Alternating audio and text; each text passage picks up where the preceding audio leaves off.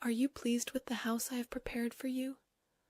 You never dreamed that it would be so beautiful, beneath a cliff, with your room practically in a cleft of the rock, overlooking the sea and the little chapel where Jesus abides nearby, the sun at the side of my dearest son.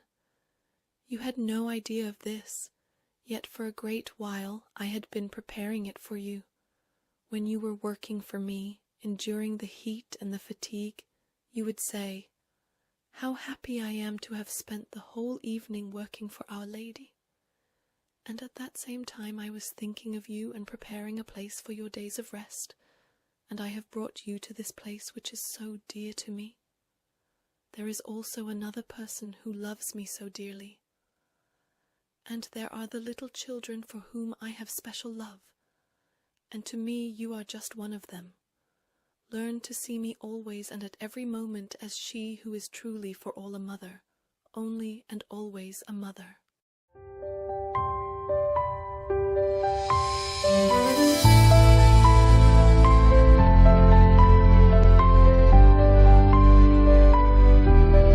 Virgin of Fatima, Mother of Mercy, Queen of Heaven and Earth, Refuge of Sinners, we who belong to the Marian movement of priests consecrate ourselves in a very special way to thy Immaculate Heart. By this act of consecration we intend to live, with thee and through thee, all the obligations assumed by our baptismal consecration.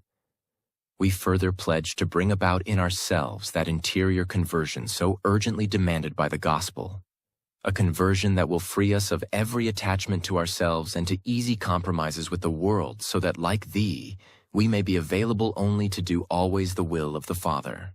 And as we resolve to entrust to thee, O Mother most sweet and merciful, our life and vocation as Christians, that thou may dispose of it according to thy designs of salvation in this hour of decision that weighs upon the world, we pledge to live it according to thy desires, especially as it pertains to a renewed spirit of prayer and penance, the fervent participation in the celebration of the Eucharist and in the works of the apostolate, the daily recitation of the Holy Rosary, and an austere manner of life in keeping with the Gospel, that shall be to all a good example of the observance of the law of God and the practice of the Christian virtues, especially that of purity.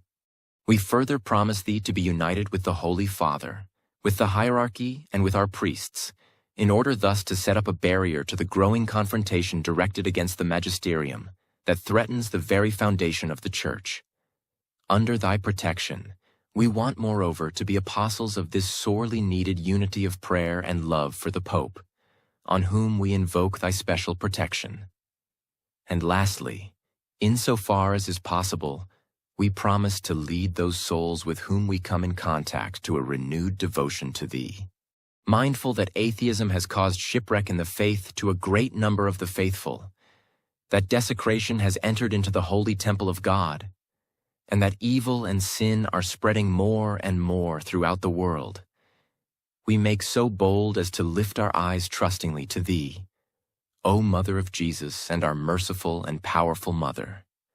And we invoke again today and await from thee the salvation of all thy children, O clement, O loving, O sweet Virgin Mary. Amen.